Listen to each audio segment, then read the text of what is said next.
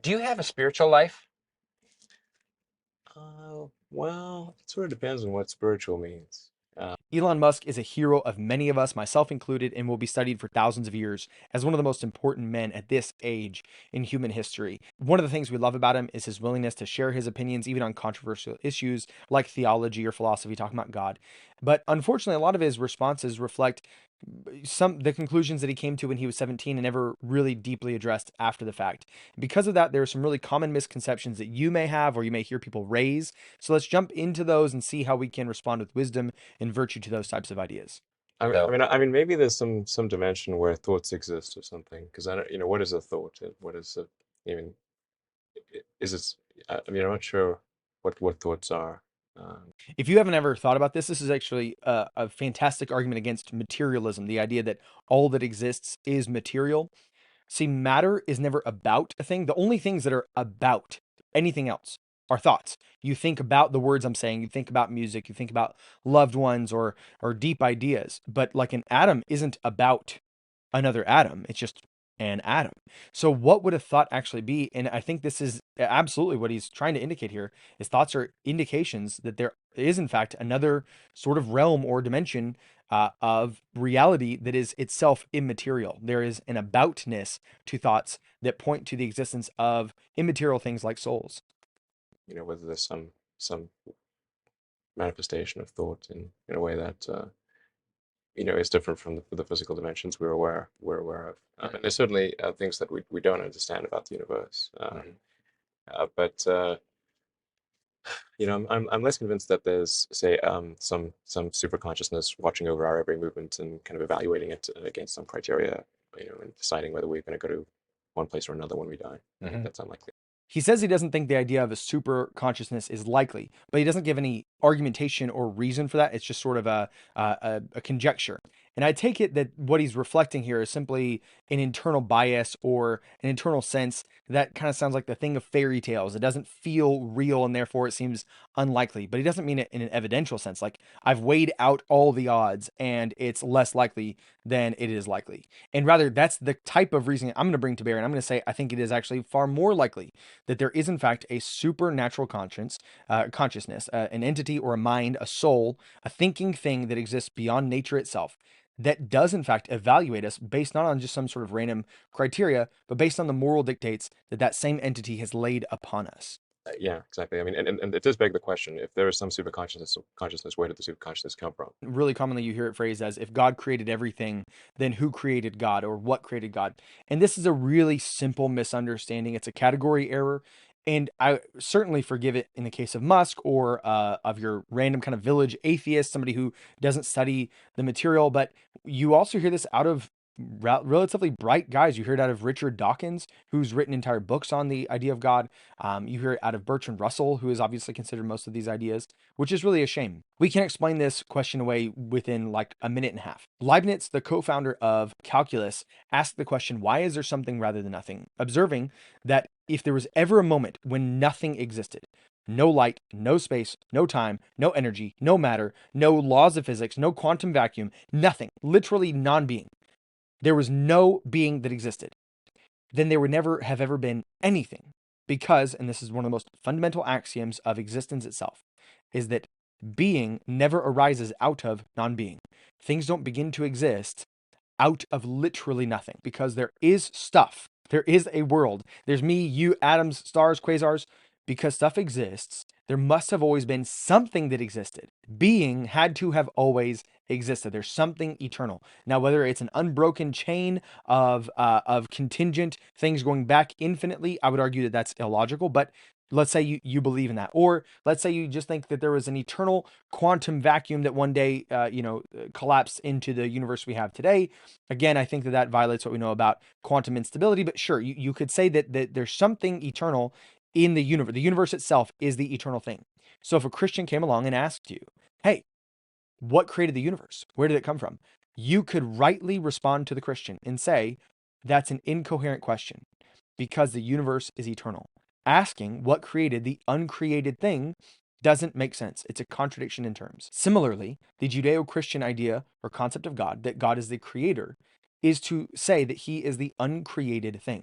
So to say what created the uncreated thing is simply to not understand what you're saying. Um, and so I think the most likely explanation is that complexity evolved from simplicity. That the simple elements over time combined to become more complex and arrived at what we are. That doesn't actually explain anything. We still have to ask the question, where do those fundamental parts of the universe begin? Now, if he wants to say that those fundamental parts are eternal, that would answer the question. But if he's not holding that position, which he shouldn't because all the evidence suggests the opposite, then you're still going to have to deal with, where did these things come from?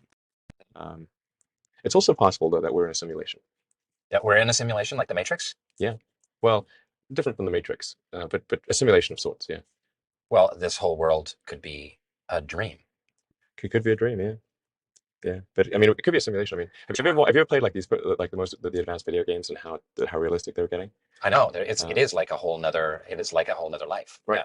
With the goggles and everything, 3D and everything. Yeah. All of that stuff. It could be that that's what we know to be Earth. Maybe we're some other creature's avatar. To actually entertain this idea with absolutely no evidence, I mean, it makes sense if you're like an 18-year-old smoking pot in a dorm room somewhere, but I think it's rather unbecoming of actual intellectuals. What about dark matter? Doesn't that freak you out too? Yeah, and dark matter is also. I mean, dark matter, dark energy are kind of interesting because I'm not sure what those actually are. Obviously people don't know what No, those actually right. are, and particularly dark energy. In fact, this is why that may be an argument for this being a simulation, because in a simulation you wouldn't you could just make things be however you want. The laws don't all have to be consistent. This is one of my absolute favorite clips because it shows how you need Christianity in order to do science. It provides the prerequisite assumptions and justification for those assumptions. Let me explain briefly.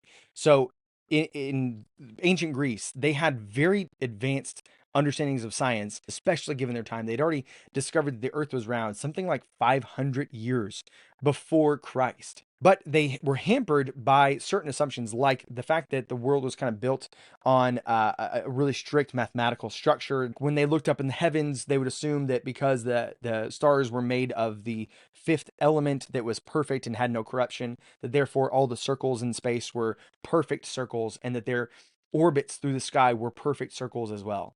But then the later Christian scientists said that God has free will. So he's not bound by, the mathematical laws like the quintessence would have been. And therefore we couldn't simply make those types of assumptions. Rather, we had to observe reality as it actually was. And this gave rise to evidentialism and empirical science. Now that we're looking at these post-Christian ideas that maybe we're living in a simulation, we're vacating the assumptions that give rise to science itself. So let's say we've got two explanations for dark energy, and they both explain the phenomenon, but one fundamentally contradicts everything else we know about science and reality. And the second is fundamentally coherent with all of reality. If at base you assume that the world was made by a perfect mind and therefore cannot contain any contradictions, then you'll prefer the second coherent theory. If, on the other hand, you think it's, the product of some lesser mind that, could include glitches in the code, then there's no reason to prefer the coherent theory over the contradictory theory. Like I agree with you believe in a higher power, and like turn the other cheek and love the neighbor as thyself and that kind of thing. I think those are good the principles. teachings of like Yeah, I think good principles. But do you believe in like a god or like a higher power? Well, something created the universe, or the universe is here. How did it come to be? You could say whatever caused the universe to come to be is God, or gods, depending on your view. This is the fundamental cosmological argument, right? That the universe did begin to exist. Every piece of scientific data suggests this. That's the word of a non-Christian physicist named Alexander Vilenkin. And every single model that attempts to subvert the implication that the universe began to exist fails for other reasons. I mentioned this a little bit earlier. There are some theories that, maybe the world existed eternally as a quantum vacuum and then that vacuum, gave way to quantum collapse and that produced the universe 14 billion years ago or so. But George Ellis, who is one of the proponents of this model, said, no, I mean, fundamentally, this is just a proof of concept. We know that quantum states are inherently unstable, and the idea that it would exist literally for eternity, for infinite time, and then would collapse 14 billion years ago simply is illogical. There's the oscillating model of the universe, and it fails according to the second law of thermodynamics. This is the idea that there's like a big bang, and then that pocket universe exists for a certain period of time, then it collapses and bangs and collapses and bangs. And the second law of thermodynamics would show that each of these bangs would increase in entropy, meaning unusable energy would accumulate and accumulate. And so eventually, no matter if it's 14 billion years old or 100 quadrillion years old, at some point you run out of energy. And therefore, even on the oscillating model, there had to have been a beginning at some point in the past. So we know that scientifically, everything had a beginning. The fundamental pieces and particles of the world, no matter how old they are old, they're not eternal. And therefore, we have to have some uncreated thing, right? Back to the original point. There had to be something that existed in order for anything to have ever existed. And if it's not the universe, then the only other option would be some sort of supernatural, beyond nature explanation. And then when we look at the type of entity that would exist beyond the universe, it's not made up of space or time or matter, because those are the things that make up the universe. And so this entity makes space and time and matter. And these are just other ways of saying that it's an immaterial, eternal being. Now, why is it personal? There's a handful of arguments that I prefer to this one, but the video is getting long. I want to keep it short. So I'll give you Richard Swinburne's argument for the personhood of the cause of the universe. He says that there are two types of efficient causes. The type of thing that makes something else. There are persons, and there is, basically nature, physical things, scientific explanations. So if you look at why is a rock the way it is, and it's just having undergone the sedimentation process, there is only a scientific explanation for that. If you ask why is the water boiling on the stove, there's both a scientific or physical explanation when you talk about the electrons and the transfer of heat, but then there's also the personal one, that I wanted to boil the water in order to make tea. And then there are things that have only personal causes, which would be like decisions. So when we talk about the beginning of the universe, could it be that it has a physical explanation, a scientific explanation? Well, no, because this is the beginning of all physics. There couldn't be a physical cause before physics existed. Therefore, the only efficient cause left over would be a personal one. Now, he says that could be God or gods, depending on your view. And that simply betrays the fact that he probably is not very familiar with world religions. When you talk about polytheistic religions, as far as I know, every single one of them presupposes the universe before the existence of their gods. Take a very famous Mesopotamian creation myth is about Tiamat and Marduk, and I always confuse the details. One of them jumps out of the ocean, but essentially what exists first is an eternal, chaotic ocean, and then the god arises out of that. Or take Zeus, he has a father. Take Thor, he's got Odin.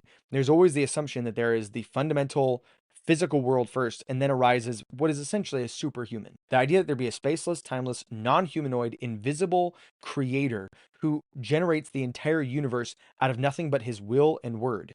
That's a uniquely Judeo-Christian idea, and it's only present, as far as I'm aware, in both Judaism, Christianity, and then every religion that derived their theology directly from those two religions. As a philosophy that I think makes sense is to go out there and is to expand consciousness so that we're better able to answer the questions of like, what is the meaning of life? What is the nature of the universe? What are even the right questions to ask? And if we can expand consciousness, more humans and more digital intelligence, then our opportunity to understand the meaning of life is that much greater. And so I would I have the philosophy of curiosity. He goes on to say that he does not think that we currently possess the capacity to understand the meaning of life, but that statement presupposes that there is, in fact, a meaning to life, which is de facto proof that God actually exists. But why is that? If I come across a pile of rocks that are only the result of sedimentation, wind, erosion, rain, whatever else, and I say, what is the meaning of this specific arrangement of rocks? Why is this the way it is? The answer is there is no meaning to it. It was all by accident. Accidents don't have meaning. Meaning only comes from minds. Now, if you come across a series of rocks, just like perfectly balanced, like you see sometimes on the internet, some guy, stacks them all up in this really interesting arrangement, and then you could say, what's the meaning of it? And maybe it's because he likes the way it looks. Maybe it's some sort of Zen meditative practice. I don't know. But the point is, once there's a mind behind the arrangement, then you can meaningfully ask the question, what is the meaning of this thing? If not, it's a pointless question. It's a contradiction in terms. So if we are the blind accidental products of the simplest things in the universe, they begin to slowly accumulate into more and more and more complex things, and then time and chance and evolution and natural selection and random mutations result in our existence. Again, we're just very, very complicated accidents. There would be no meaning to life. It doesn't matter how intelligent you are. If you're an accident, by definition, you have no meaning. But if you assume that life has meaning, which many people do, and they cannot shake that feeling, if you are certain of the fact that life does have meaning, then you have to be certain that there was a mind behind our creation. I mean, let's just say, like, I agree with the principles that Jesus advocated. There's there's great wisdom in in the teachings of Jesus. This is a fundamental point, very similar to what we were just talking about. Wisdom is differentiated from information or intelligence in the sense that it is not simply knowing something that is true, it is living in a right way. Wisdom is inherently contradictory to folly or foolishness. But again, that assumes some sort of teleology, design, directionality to the way life is supposed to be. But if something is supposed to be a way, that comes from its meaning or its purpose, and those only come from mind. So if wisdom even exists, if there's any wisdom in anybody's words, Jesus's or otherwise, then there must be God. If wisdom exists, God exists. As you would say, I believe in the God of Spinoza.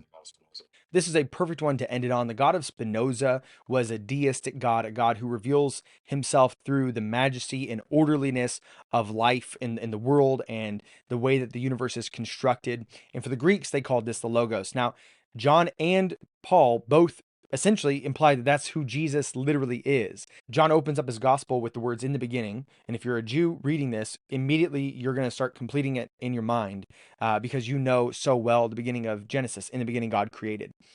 And then he's going to take this Greek concept of the logos, which is related to the word reason or right thinking, logic, and he's going to say, in the beginning was the logos, and the logos was with God, and the logos was God. And then he says, by the logos, everything was created that had been created. Then John goes on to say, this logos, this rationality, the God of Spinoza, the God of orderliness in the universe, then takes on flesh and then teaches man the wisdom that Elon Musk himself says he sees in Christ.